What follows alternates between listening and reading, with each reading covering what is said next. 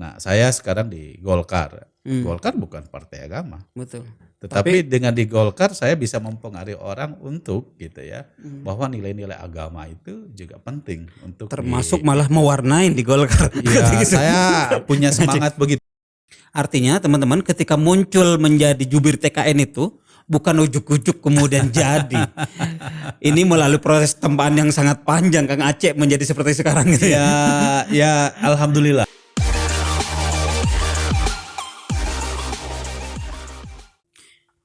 Oke, assalamualaikum warahmatullahi wabarakatuh. Selamat berjumpa kembali teman-teman semua dengan saya Cak Hamid di YouTube saya yang ya lumayan makin hari makin keren ini.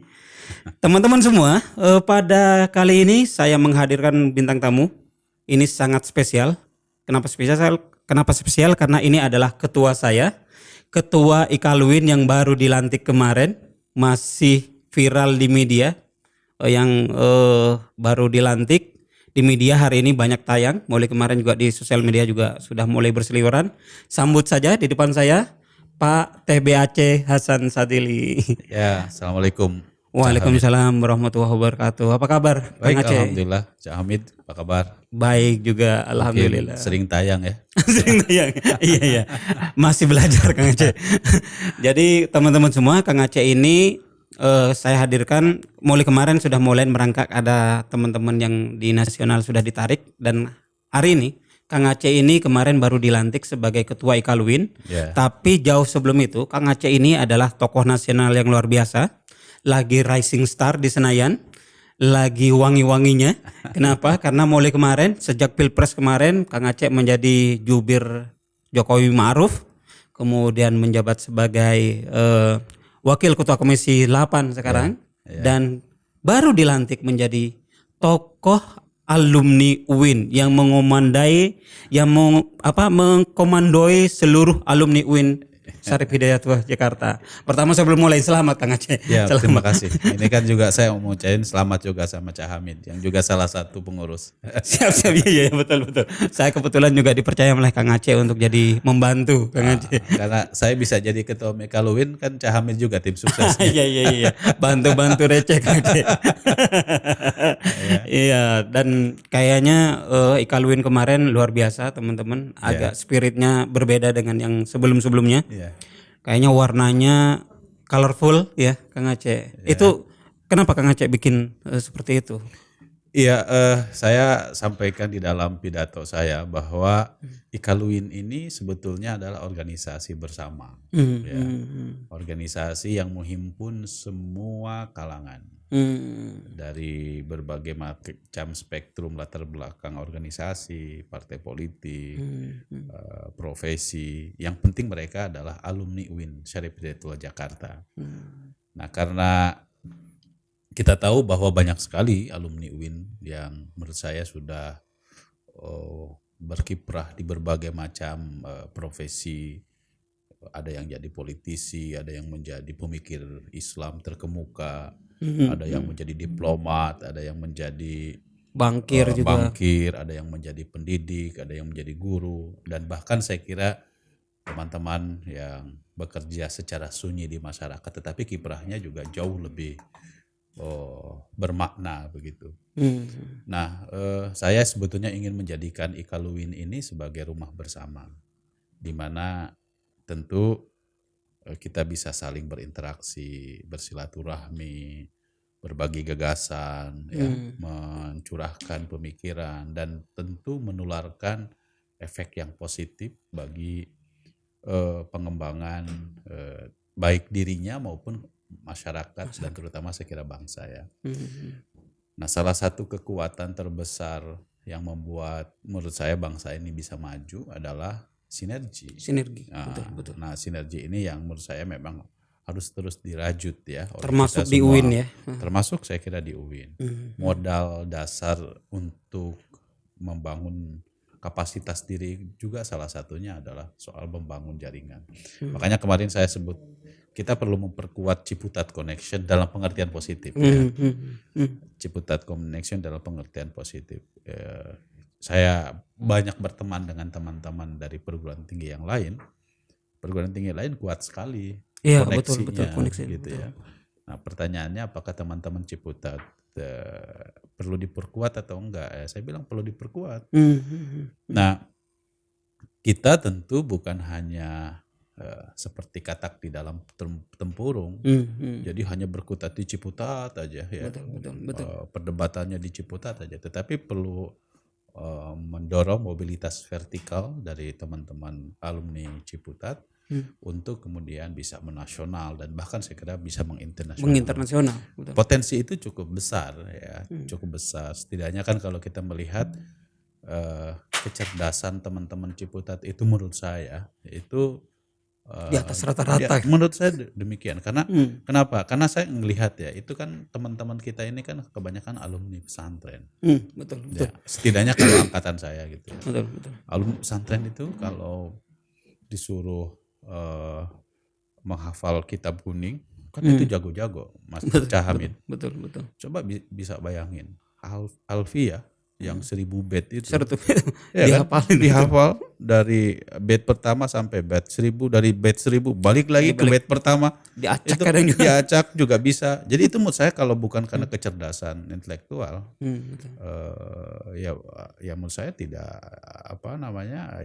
pada prinsipnya teman-teman itu memiliki kemampuan kecerdasan intelektual yang tinggi. Nah, problemnya kan ini soal kesempatan yang diberikan kepada kita semua. Saya melihat ya, misalnya hal yang paling mendasar aja. Masyarakat kita kan masyarakat yang sangat religius. Iya. Ajaran agama kita ajaran agama Islam kita kan selalu menjadi patokan. Nah, kita beruntung ya, atau saya kira generasinya Cak Hamid beruntung kita pernah belajar pemikirannya Harun Nasution, ya kan? Pemikirannya Cak Nur ya. Dan generasi ke bawahnya seperti Fahri Ali, Mas Komarudin Hidayat, ke Azumat Azra, ya. Mereka sebetulnya telah meletakkan pondasi dasar soal pemahaman keagamaan yang lebih inklusif, terbuka, rasional gitu ya. Moderat gitu. Dan itulah yang kemudian membuat kita misalnya sudah tidak lagi mempersoalkan hubungan antara agama dan negara, ya. Memahami agama lebih objektif dalam kaitannya misalnya dengan bagaimana agama dijadikan sebagai spirit di dalam kehidupan kita gitu ya. Tanpa kemudian sama sekali kita meninggalkan semangat orientasi akhirat gitu, katakanlah begitu. Nah, ya memahami agama ya dengan optimisme gitu, bukan semata-mata misalnya agama ya seperti kita tahu sekarang ini kan banyak juga yang menjadikan agama dipahami secara instan, sempit, betul. Ya. Berdasarkan Google gitu. Ya, berdasarkan atas Google. Nah kemarin itu saya sampaikan bahwa ya UIN Syarif Jakarta ya harus kita kembalikan kepada elan vitalnya sebagai kampus baru gitu ya. Dan tantangan ke depan menurut saya cukup besar. Karena apa? Karena kan kita tahu bahwa sekarang ini perdebatan argumentatif tentang agama itu, tentang hubungan antara agama dan negara, tentang nilai-nilai demokrasi dan lain-lain itu relatif agak kering ya. Agak kering, betul. Tiba-tiba kita dihadapkan pada berbagai macam informasi berita berseliweran tentang haram, halal, betul. Ini nggak boleh, itu nggak boleh gitu ya. Bahkan sampai teks aja, amin, gitu kan. Insya Allah semacam kayak begitu menurut saya. Betul. Ya nggak perlu lah. Yang penting kan substansi di dalam beragama ini supaya memang agama menjadi spirit di dalam kehidupan kita.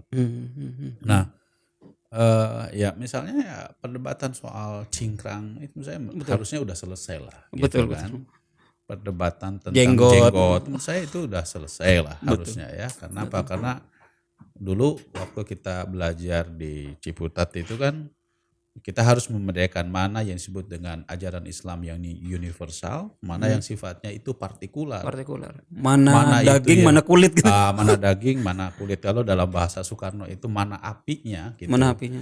Mana substansinya. Kita harus bedakan gitu ya. Betul. Nah, semangat ini kan kadang-kadang mana Islam dalam pengertian substansinya yang universal, mana yang misalnya itu adalah budaya Arab. Itu kan dua hal yang berbeda-beda. Betul. Dan itu saya kira sudah jelas, misalnya kita dulu belajar tentang pandangan pemikirannya Pak Fadzlur Rahman gitu ya. Betul. Yang menyebutkan tentang tema-tema umum di dalam substansi Al-Quran maupun di dalam sunnah maupun di dalam pandangan-pandangan ulama, dan mana yang sifatnya memang Arabisme, dua hal yang berbeda gitu. Betul. Nah, sekarang cenderung kecampur malah. Nah, sekarang cenderung campur gitu ya. Bahkan yang namanya orang percaya dengan kencing unta aja dianggap sebagai ajaran Islam, kan lucu gitu. Hal-hal semacam ini menurut saya justru tidak mendidik kepada kita untuk menjadikan agama secara ya rasional menurut saya gitu. Itu yang diajarkan oleh oleh tokoh seperti Harun Nasution gitu ya, oleh Cak Nur, dan tentu belakangan juga oleh Gus Dur gitu ya. Artinya kampanye moderasi agama yang sekarang digaungkan oleh sebagian pihak dan termasuk pemerintah agar toleran segala macam, UIN itu udah jauh, memang udah dari awal. Betul, UIN itu sudah jauh dari sejak awal. Saya kira memang mengkampanyekan, menjadikan itu sebagai moderasi, karena memang pada prinsipnya ajaran agama Islam menurut saya adalah memang moderat. Betul. Jadi substansi dari ajaran agama Islam ya menurut saya adalah moderatisme gitu ya. Nah, seperti misalnya ada pihak yang mengatakan bahwa ya beragama itu ya harusnya ya tidak bisa misalnya sepenuhnya eskapis terhadap urusan dunia, ya kan? Orientasinya hanya kepentingan ibadah aja, akhirat aja ya. Padahal jelas sekali di dalam ajaran agama Islam disebutkan bahwa ya hiduplah kamu seakan-akan kamu hidup selamanya gitu dan ya. Ibadahlah karena kamu besok kemungkinan akan mati gitu ya. Jadi dua hal yang dicoba dikompromikan, dan itulah saya kira semangat dari moderatisme gitu. Artinya dengan warna UIN yang Kang Aceh rajut itu, ya sebetulnya itu juga semangat yang coba dirajut secara nasional. Ya tentu mungkin karena paradigma hidup saya gitu ya, seperti itu, atau way of life saya, baik di dalam konteks kehidupan politik, kehidupan sosial, kehidupan yang lain juga. Itulah yang kemudian mewarnai cara pandang saya juga terhadap politik gitu.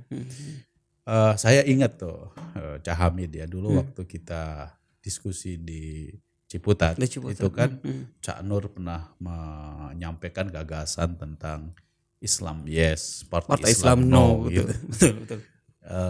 Tentu waktu itu harus dipahami bahwa pandangan Cak Nur itu juga pasti kontroversial ya. Banget. Ya, tapi menurut saya menemukan momentumnya ya saat ini. Waktu itu pun juga saya kira juga tepat ya pandangan Cak Nur.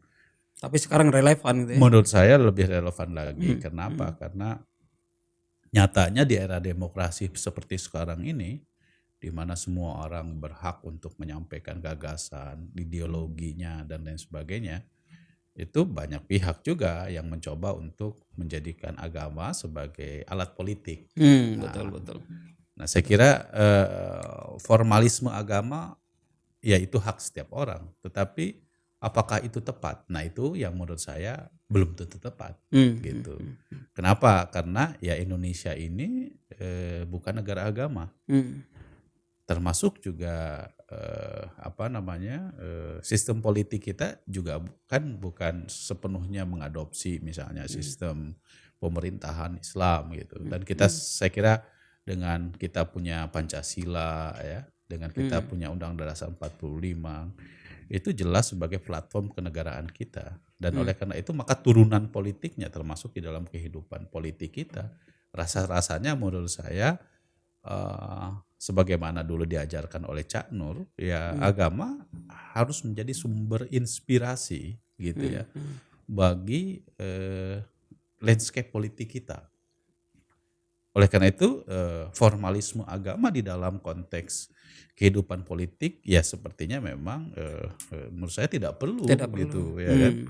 Nah, saya sekarang di Golkar. Golkar bukan partai agama. Betul. Tetapi dengan di Golkar saya bisa mempengaruhi orang untuk gitu ya bahwa nilai-nilai agama itu juga penting untuk Termasuk malah mewarnain di Golkar. ya, saya punya semangat begitu. Saya sampaikan kepada teman-teman kalau saya berdakwah di partai Islam itu biasa. Betul. Karena mereka ya sudah tahu Islam gitu kira-kira. Islam, ya kan. Tapi kalau saya di Golkar yang tidak semuanya tentu orang memiliki pengetahuan agama setidaknya berdasarkan atas latar belakang atau rekam jejak mereka selama mereka menjadi politisi. Nah, saya bisa mewarnai mereka karena mungkin saya lebih punya pengalaman dan pengetahuan gitu ya dari proses interaksi saya dari mulai saya kecil di pesantren, dibesarkan dalam tradisi pesantren, masuk ke partai politik dan dari situ saya bisa lebih mempengaruhi gitu ya dalam aspek itu. Jadi teman-teman semua, Kang Aceh ini di Golkar, basicnya pesantren, di UIN lagi. Dan ketika debat kemarin jadi jubir itu, saya sampai senyum-senyum sendiri. Senyum kagum, seneng gitu.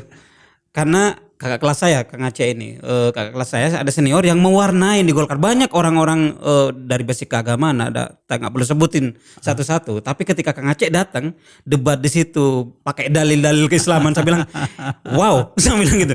Ini Golkar ini berwarnanya agak kehijau-hijauan, saya bilang gitu. Itulah yang saya bilang. Orang sering menyebut begini, mendingan buah semangka hijau di luar, tapi merah di dalam. Dari orang lebih melihat begitu ya. Padahal menurut saya lebih bagus ya seperti politik jangan politik gincu gitu.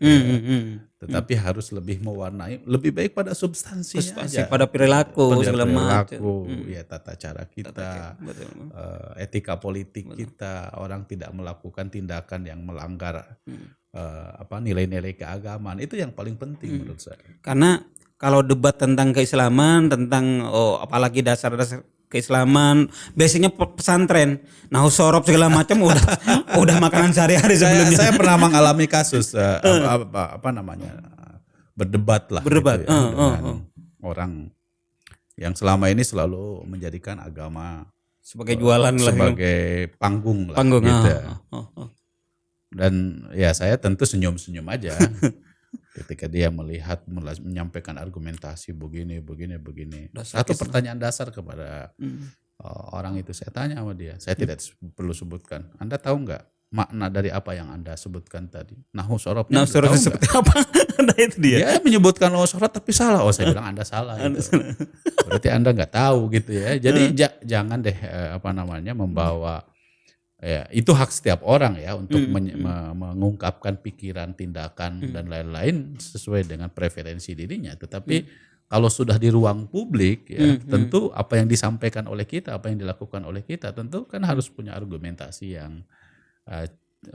yang kuat gitu. Sehingga titik perdebatannya kemudian menjadi menarik gitu. Jangan sampai kita gampang sekali untuk misalnya terpengaruh ya oleh cara pandang yang seakan-akan benar padahal sebetulnya menurut saya sih kurang tepat gitu dari segi misalnya argumentasi teologisnya, argumentasi akademisnya, argumentasi rasionalitasnya. Nah, itulah yang penting menurut saya memang harus saya ingin mencoba mewarnai ruang publik kita gitu ya. Bahwa nilai-nilai keagamaan tanpa harus dilakukan formalisme keagamaan itu mempengaruhi terhadap kebijakan, terutama saya kira kebijakan publik kita begitu. Betul.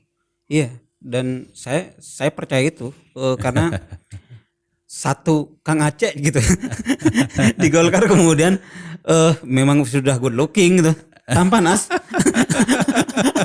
Dia tuh tampan, sopan, ngomongnya teratur, pinter agamanya gitu kan. Enggak Luar juga biasa. sih. Ini karena ini ya, Cak Hamid ya. Sekali lagi inilah yang menurut saya merasa senang berada di Ciputat ya. Itu yang kemarin waktu kami bangga sebagai alumni UIN. Kenapa? Bukan hanya soal kita mendapatkan ilmu pada saat, tetapi memang intellectual exercise di Ciputat itu membentuk cara berpikir kita, cara pandang kita. Dari sejak awal kan kita ketika berada di Ciputat itu dituntut untuk berpikir logik, Betul, kritis. kritis, Betul. ya kan, objektif. Objektif, betul. Kalau enggak, ya dimarahin sama mentor kita, Betul. ya kan? Itu kok Awal masuk goblok sudah udah digojlok ya kan? Betul. Dulu waktu kita profesa pertama kali oleh mentor-mentor kita, ya kan? Coba ngomong, berdebat yang benar. Kalau nggak benar, udah baca lagi kan? Baca Gitu lagi. selalu begitu. Jadi menurut saya kultur atau atmosfer intelektual itu penting untuk kemudian membentuk cara pandang kita, dan termasuk diantaranya mungkin ya Cak Hamid ya. Saya nggak tahu, Cak Hamid saya kira lulusan pesantren juga ya. Sama. Ya, sama kita Anukoya sama-sama Anukoya, apalagi Anukoya saya kira salah satu pesantren yang terbaik ya, yang banyak mendidik dan mengeluarkan para alumninya. Itu kan kalau di pesantren kan kita terbiasa juga belajar berdebat. Berdebat, jedal ya, terjedal. Iya, belajar mantik, ya kan? Belajar untuk pidato tadribul hitobah namanya dulu ya kan? Atau belajar dakwah lah gitu. Jadi ya terbiasa kita untuk melakukan retorika gitu. Kalau kemudian diformalkan di dalam tradisi berpikir logika itu jelas gitu, ada apa, ada preposisinya gitu ya, ada kesimpulannya ya. Nah itulah yang kemudian kita memang terbiasa untuk berpikir sistematis, dan ngomong pun juga harus sistematis. Kalau nggak sistematis nanti saya sebagai temannya Cak Hamid malu juga kok ngomongnya kayak begitu kan begitu. Iya. Ampun. Jadi menurut saya itulah yang membedakan kita. Saya selalu sampaikan kepada teman-teman Ciputat dan adik-adik saya gitu ya yang ingin ke dunia politik. Ya pertama kali yang harus dibenahi, modal saya di Golkar itu apa sih? Saya nggak punya modal apa-apa. Kalau kita lihat kan tradisi di Golkar itu kuat sekali mentorshipnya ya. Ya kan? Betul. Kalau nggak berasal dari kalangan katakanlah elit-elit Orde Baru gitu. Ya mereka yang memang punya kekuatan kapital yang kuat. Saya ini kan orang kampung, orang pesantren. Orang pesantren. Ya kan? Gimana kita bisa menembus mobilitas vertikal yang begitu sangat kuat? Menurut saya salah satu modal yang saya miliki adalah kalau boleh jujur ya, ya kapasitas diri kita untuk kemudian setelah itu mampu meyakinkan elit-elit di Golkar waktu itu ya. Nah, dalam hidup saya yang paling berjasa salah satunya adalah Pak Ginanjar Kartasasmita, Pak Agus Gumiwang, putranya. Mereka inilah yang sangat berjasa ya untuk menjadikan saya ya seperti ini, memberikan kesempatan yang begitu sangat besar gitu untuk melakukan mobilitas vertikal. Nah, tentu ya kalau kita tidak memanfaatkan kesempatan ketika mentorship yang diberikan oleh beliau-beliau ini tidak dengan kita manfaatkan dengan sebaik-baiknya, ya banyak orang juga yang tentu mereka tidak mampu untuk memanfaatkan mobilitas vertikal itu dengan sebaik-baiknya. Atau juga tidak didukung oleh kompetensi. Iya. Jadi kalau Kang Aceh kan sudah ada peluang itu dan kompetensinya cukup dan dijaga gitu. Ya saya semoga aja saya terus bisa menjaga amanah ya. Amin. Tapi yang paling penting menurut saya, makanya ini saya bilang sama teman-teman adik-adik saya yang jadi aktivis ya. Ingat loh kalau di Ciputat itu kalau Ciputat ya modalnya intelektual. Jadi oleh karena itu bukan kekuatan lobby gitu ya. Iya, bukan hanya kekuatan lobby ya, bukan hanya kekuatan misalnya finansial gitu ya. Kalau kita kan berasal dari kalangan kampung, bagaimana kita bisa menembus dengan kekuatan finansial itu? Ya, memang menurut saya ya, Cak Hamid ya, di politik misalnya untuk jadi anggota DPR RI itu nggak mudah juga, Cak Hamid. Betul. Pernah juga nggak jadi dulu kan pas saya pernah nggak jadi. 2 kali saya maju menjadi anggota DPR RI dari Dapil Banten gitu ya. Pernah nggak jadi, tapi garis tangan alhamdulillah saya bisa jadi gitu ya. Terakhir saya maju dari Kabupaten Bandung, pindah dari Banten ke Jawa Barat, alhamdulillah jadi full gitu untuk menjadi anggota DPR RI. Nah, tapi itu pun juga bukan sesuatu yang mudah, Cak Hamid.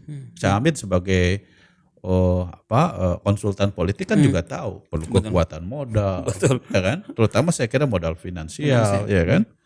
Kemudian tentu modal kemampuan untuk meyakinkan orang, ya. Betul. Itu nggak gampang juga. Sangat gampang, Ya kan? betul. Cara kita berkomunikasi, cara kita meyakinkan orang itu kan perlu istilahnya itu. Ya perlu kemampuan tadi yang disampaikan oleh Cak Hamid gitu. Karena kalau semata-mata misalnya karena modal finansial tanpa didukung oleh kemampuan dan meyakinkan kapasitas publik. meyakinkan publik, ya saya kira juga itu tidak akan bisa berhasil gitu. Betul. Ya. Banyak juga punya duit tapi nggak jadi juga. Lah banyak juga, ya itu banyak terjadi gitu ya. Nah makanya, tapi ya kalau ada orang yang punya uang tapi dia tidak punya strategi untuk pemenangan, ya yang diuntungkan ya Cak Hamid di situ. Itulah dibutuhkannya kita gitu konsultan politik. Makanya kalau saya Cak Hamid ya, semakin banyak orang yang punya uang tapi tidak mengerti tentang strategi politik, seharusnya itu yang diperbanyak supaya Cak Hamid laku. Betul. Amin. Betul. Kalau kayak Kang Aceh nggak butuh kayak kita paling teman ngopi aja. Enggak lah, saya masih membutuhkan. Itu juga Cak Hamid ya, yang membuat saya juga merasa senang dengan komunitas Ciputat. Saya sampai sekarang masih tinggal di Pamulang. Agak dekat kita, Mas. Agak dekat kita. Saya masih tinggal di Pamulang. Ada rumah jabatan di Kalibata. Sekarang sih saya ambil di daerah Ulu Jami. Tapi saya dan keluarga lebih memilih terus-menerus di Ciputat. Kenapa? Karena setiap saat saya bisa panggil teman-teman saya yang alumni Ciputat untuk ngopi di situ sambil saya serap ilmunya apa kira-kira strategi yang tepat gitu. Iya kan?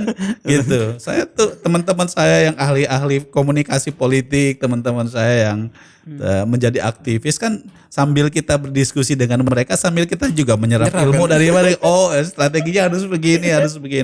Iya, betul. Dan itu pula Cak Hamid ya yang membuat saya merasa bahwa komunitas itu sangat penting untuk membentuk atmosfer kita gitu ya. Teman-teman saya terutama selain Cak Hamid, teman-teman yang lain lah. Ada juga misalnya yang dulu teman seperjuangan saya seperti Bang Rai gitu ya, Rai Rangkuti gitu. Itu kan sebetulnya teman-teman yang selalu mengingatkan kita untuk berpikir, bertindak. Lu ingat, lu aktivis dulu, ya berpolitik, ya jangan melupakan idealisme. Lah. Itu kira-kira begitu.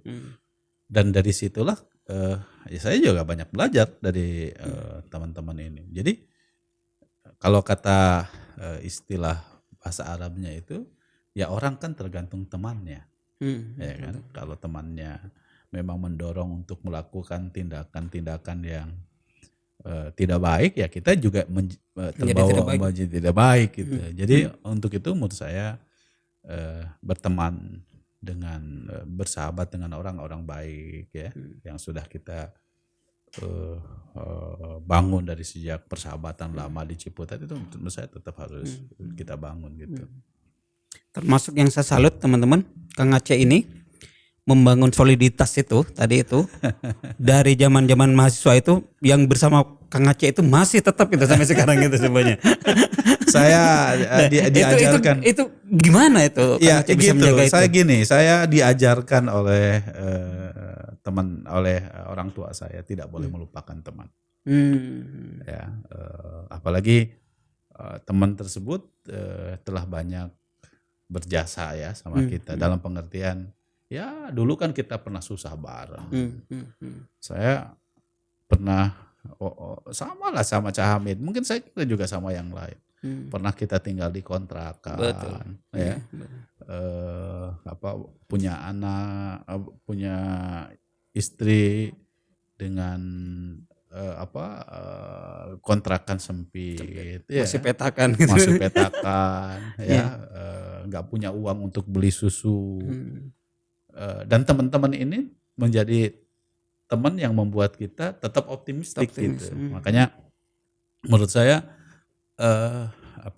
ya berteman itu kita bisa tahu mana yang tulus, ya, mana untuk kepentingan politik dan lain-lain. Jadi dan buat saya buat teman-teman seperti itu ya memang harus kita jaga hubungannya, karena dari situlah kan kita begini Cak Hamid ya. Saya tuh percaya sekali Cak Hamid bahwa pertama rezeki itu ada yang ngatur. Yang kedua jabatan pun juga ada yang ngatur. Jadi ada yang ngatur dalam pengertian saya pernah punya cerita menarik menurut saya ya, yang mungkin bisa saya share sama teman-teman. Dulu saya tuh pernah mengalami di mana masa saya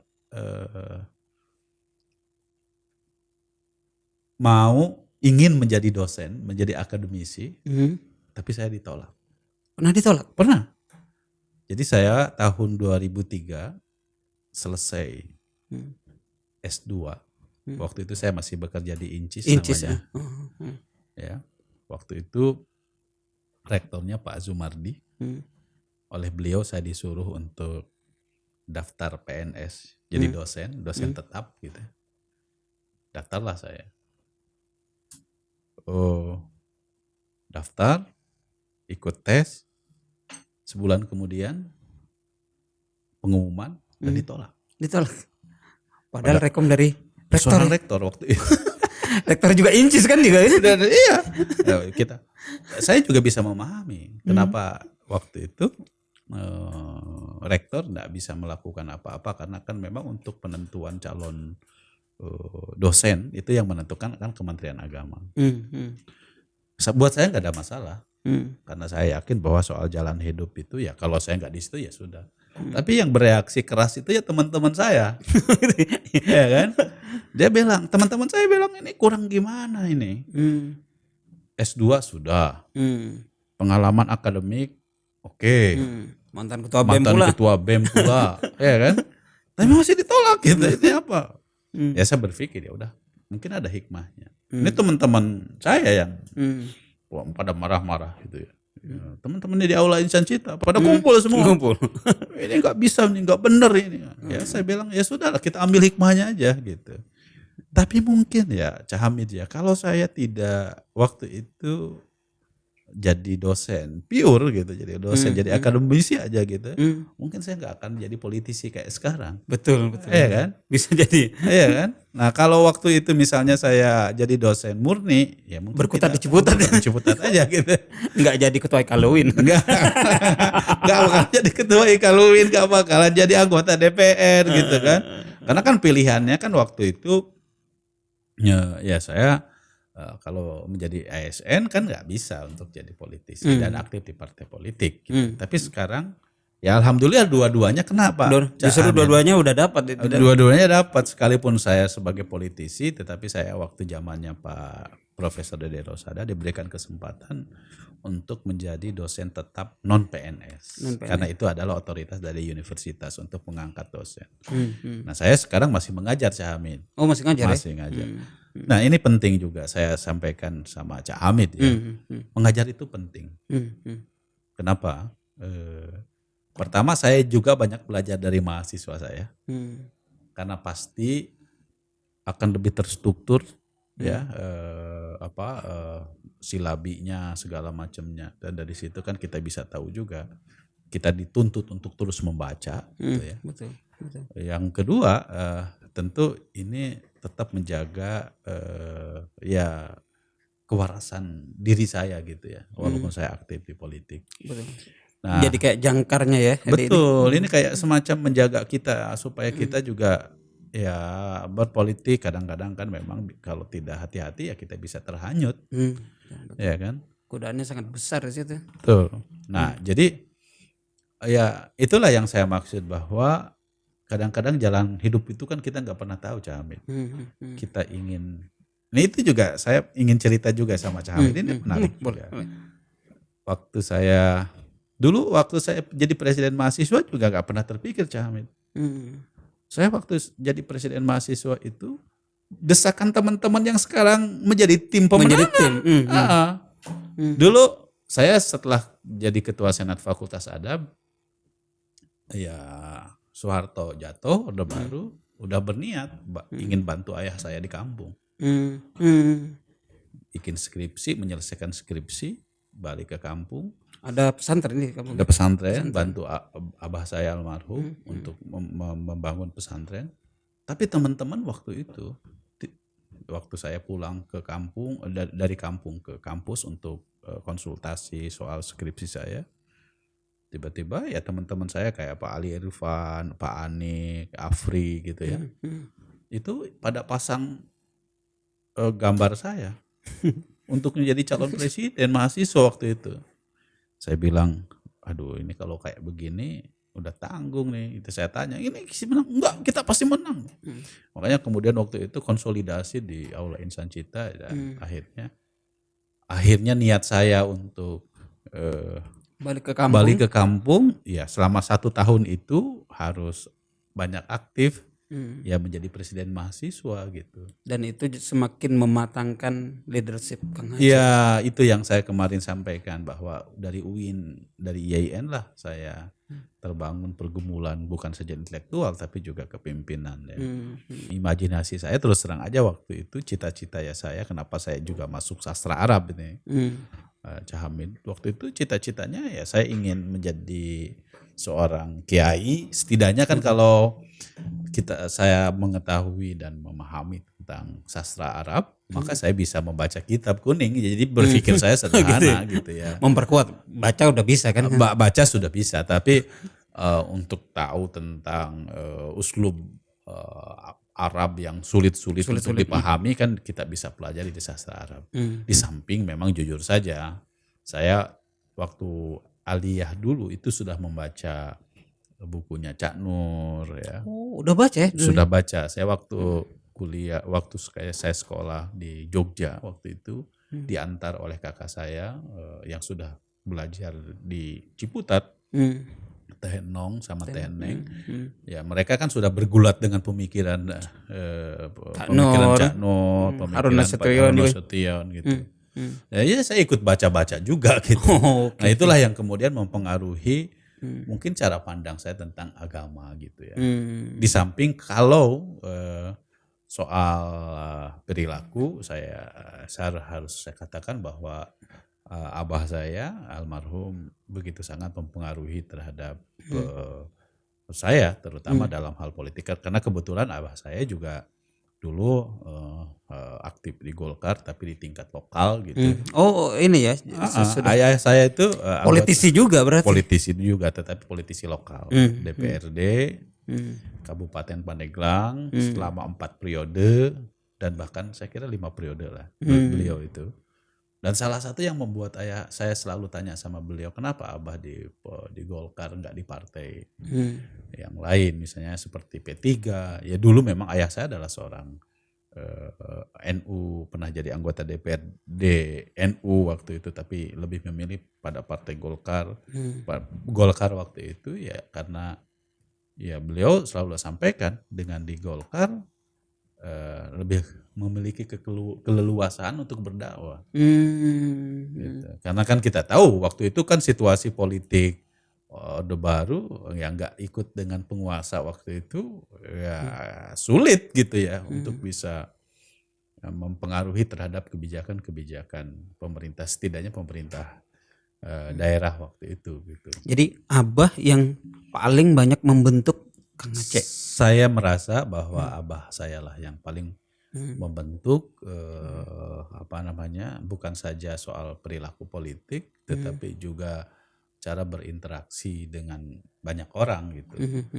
Saya itu kan kalau melihat abah saya almarhum pidato, waduh, betul-betul pada umumnya aktivis politik seperti era-era tahun 70-an 80-an, kalau pidato Menggebu-gebu, menggebu-gebu, membakar menggelegar gitu ya, semangat gitu. membakar semangat gitu. Ya persis lah gaya-gaya Soekarno begitu kalau Iya pidato. betul. Kemudian dan kebetulan memang ayah saya juga kan selain ahli sebagai ahli fikih tapi juga ahli mantik ya. Ahli mantik. Masih mantik. Kalau udah ahli begitu, Ah, retorikanya betul. tajam banget, detail gitu. Saya pernah melihat ayah saya hafal sekali kitab Sulamul Munawwarah ya, kemudian Johar Maknun. Itu ya itu di luar kepala beliau. Jadi saya ngelihat, ini hebat sekali gitu ya. Ya dari situlah saya juga banyak belajar ya. Nah, tapi ya ayah saya adalah produk dari sistem pendidikan pesantren tradisional. Ya. Jadi kalau saya lihat Kang Aceh ini pertama memang sudah dididik oleh orang tua segitu di politik gitu ya, nilai-nilai keagamaan juga, kenapa kemudian menjadi mewarnain di Golkar gitu kan seperti sekarang, juga didukung oleh teman-teman yang sangat support dan pengalaman leadership dari zaman kampus segala macam. Ya, terus terang aja kalau di kampus saya betul-betul banyak belajar ya. Artinya teman-teman ketika muncul menjadi jubir TKN itu bukan ujuk-ujuk kemudian jadi. Ini melalui proses tempaan yang sangat panjang Kang Aceh menjadi seperti sekarang gitu ya. Ya alhamdulillah saya dibesarkan dalam tradisi berpikir intelektual yang kokoh di Ciputat gitu ya, dan juga proses berorganisasi yang cukup ya, walaupun saya nggak sampai misalnya seperti teman-teman yang lain di PB pengurus besar gitu, tapi ya alhamdulillah kemarin juga sempat dipercaya bersama Mas Nusron di Gerakan Pemuda Ansor gitu ya. Inilah yang menempa saya. Tapi satu hal ya, Cah Hamid ya, saya senang sekali ya bisa berinteraksi, gagasan-gagasan intelektual itu dibentuk melalui Ciputat ini. Kita mengenal pemikirannya Cak Nur, kita mengenal pemikirannya Harun Nasution, dan dari situ saya juga di forum mahasiswa Ciputat ya, yang memang mencintai ilmu gitu loh, sebagai basis di dalam cara berpikir kita. Dan mungkin Cak Hamid juga kan bisa melihat ya, mana figur-figur yang ya politisi yang punya basis dan kapasitas keilmuan, mana yang tidak kan gitu. Dan tapi satu hal Cak Hamid ya, yang saya juga senang bukan saja karena dari teman-teman Ciputat saya banyak belajar, lebih daripada itu teman-teman Ciputat ini kan banyak yang kerja di media. Betul. Ya kan? Banyak banget mereka. Banyak banget gitu. Nah, justru mereka inilah juga yang mensupport saya. Gitu. Karena kan Cak Hamid tahu politik itu kan salah satunya adalah bagaimana kita bisa tampil di media, betul. di media. Dan teman-teman Ciputat saya kira banyak membantu saya untuk mensupport itu gitu. Oke. Kang Aceh, Ya. di politik itu kan biasanya semua serba halal, sebuah boleh gitu kan. Ya. Semua menjadi sah gitu. Ya. Tapi bagaimana menurut Kang Aceh? Apa yang boleh dan tidak boleh di politik, atau yang mungkin nggak mungkin dilakukan oleh Kang Aceh? Ya. Saya berpolitik itu belajar dari mentor saya. Mentor saya selalu menyatakan bahwa berpolitik itu harus menggunakan filsafat sansak. Sansak. Filsafat sansak. Apa tuh? Sansak. Jadi sansak itu seperti tempat tinju. Kan samsak betul. Kan dia enggak pernah mukul, tetapi kalau dipukul terlalu keras pasti akan akan balik. Gitu. Nah, saya nggak mau juga berpolitik itu nyerang orang. Oke. Menyudutkan orang, nyerang orang ya. Nah, kenapa? Karena berpolitik itu balik ke kita ya. kalau kita nyerang orang, pasti itu akan balik ke kita. Nah, saya ingin bahwa ya berpolitik kalau orang mau menyerang kita, jangan menyerang personal. Ya, lebih baik kalau kita mau serang, ya serang programnya, serang gagasannya. Karena disitulah akan terjadi proses Dialektika, betul. Ya, Kalau yang serang bisa saling gagasan, menyempurnakan. Tapi kalau misal menyerang orang, menyerang pribadi fisik, orang, fisik, apalagi misalnya sesuatu Ras, yang belum tentu belum tentu itu benar adanya. Nah, itu pasti menurut saya ya, karena kan kalau di Golkar, Cahamid ya, di Golkar itu saya menemukan pengalaman ya. Satu saat orang bisa menjadi lawan politik, tetapi pada saat yang lain dia bisa menjadi teman ngopi, teman dekat gitu, Teman dekat. sama-sama satu aliansi. Jadi oleh karena itu menurut saya ya, memang sebaiknya ya kita nggak boleh nyerang orang, ya, merasa bahwa apa yang dilakukannya itu paling benar gitu, lalu kemudian menyalahkan orang lain. Ya, kalau orang berbeda itu biasa di dalam politik. Betul. Tetapi prinsip dasarnya menurut saya memang tidak boleh nyerang pribadi orang. Itu penting. Ya. Karena berpolitik itu satu lawan atau satu musuh terlalu banyak. 1000 orang terlalu itu dikit. terlalu sedikit. Jadi untuk itu, nah prinsip-prinsip itu pula yang mendasari saya. Sehingga santun gitu, nggak pernah di debat itu. Iya, menurut saya Kalem-kalem saja. Iya, kalem-kalem aja. Tapi ngomong-ngomong, emang pernah marah kayak Kang Aceh? Iya, pernah juga marah sebagai manusia, kan kita juga pernah marah juga. Ini ada istrinya, pernah marah nggak? Soalnya kalem terus gitu kan. Saya kalau marah, Camit, lebih baik saya diam. Oh gitu. Saya kalau marah lebih baik saya diam.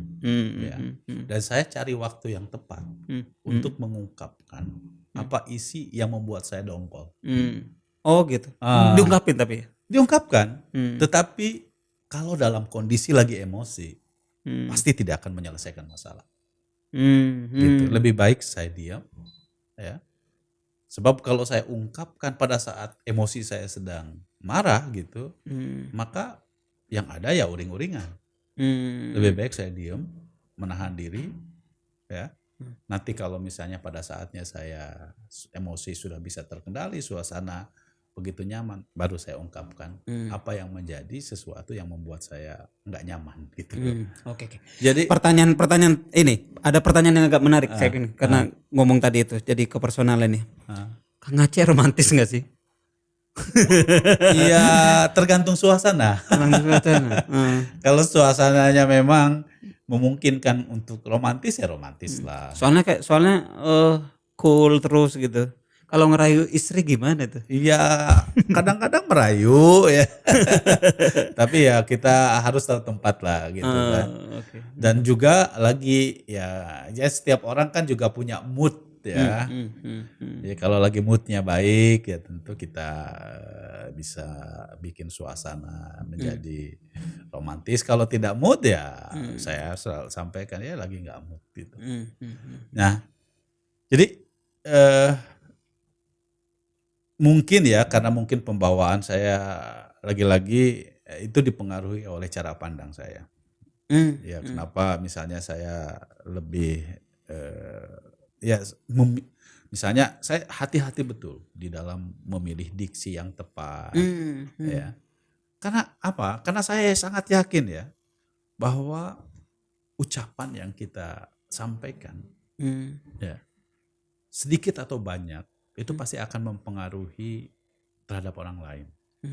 Nah oleh karena itu ya kita betul-betul harus hati-hati. Mengeluarkan kata-kata, menyampaikan pikiran, menyampaikan gagasan.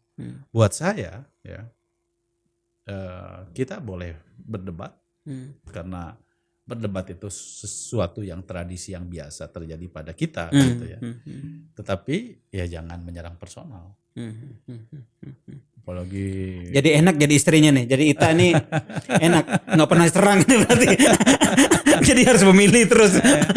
Ya, tapi saya beruntung punya istri seperti istri saya. Iya. Kenapa? Karena Dia yang bisa menyesuaikan ya kondisi emosional saya juga gitu.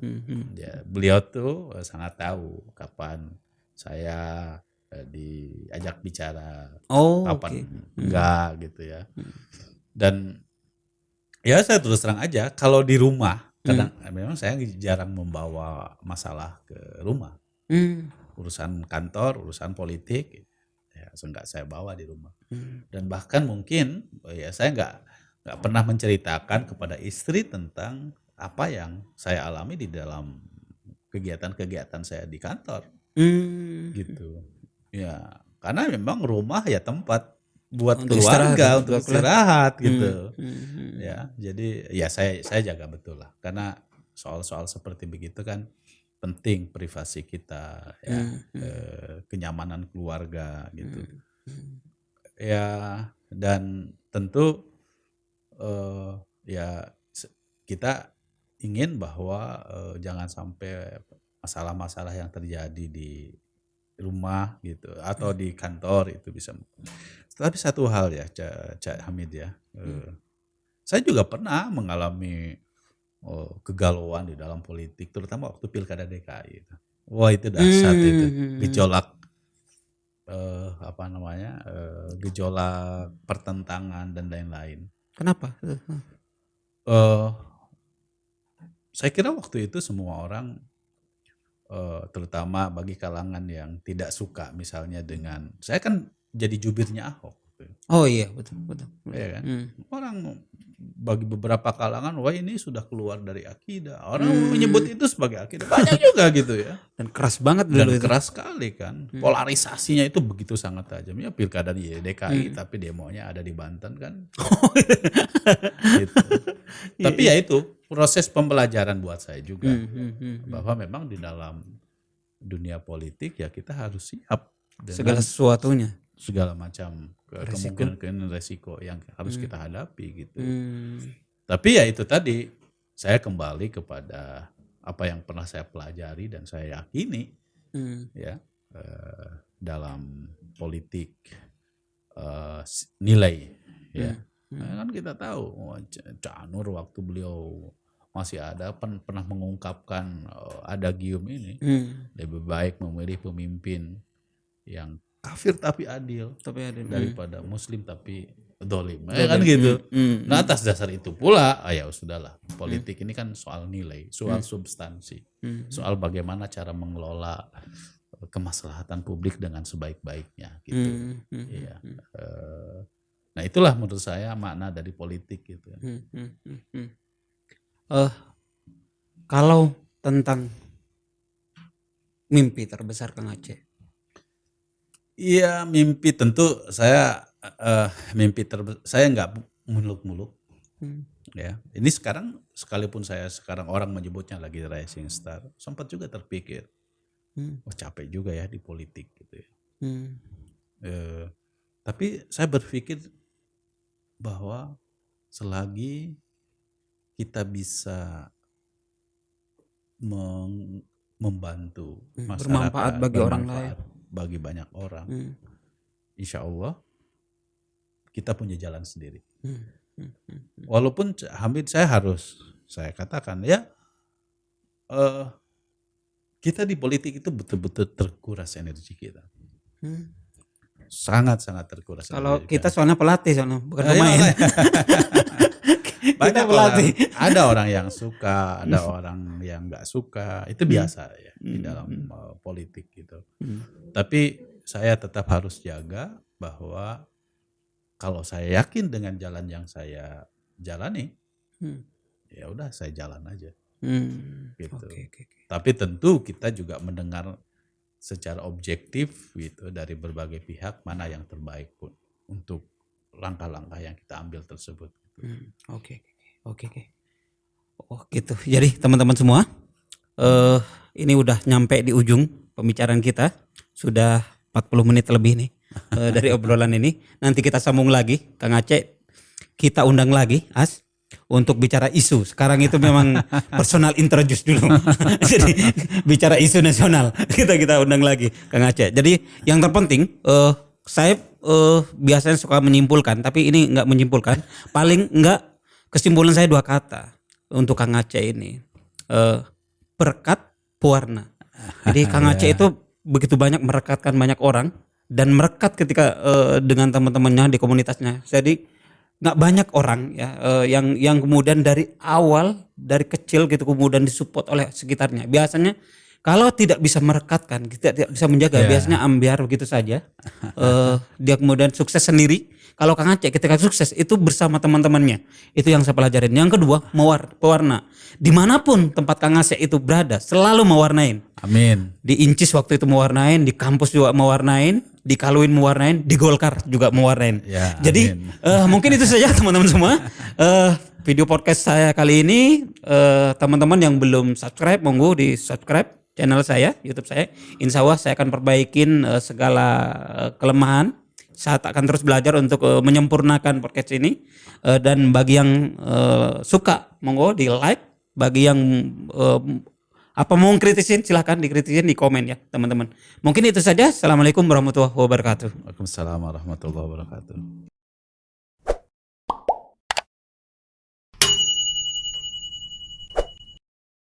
Terima kasih Kang Aceh. Makasih Cak Hamid. Siap.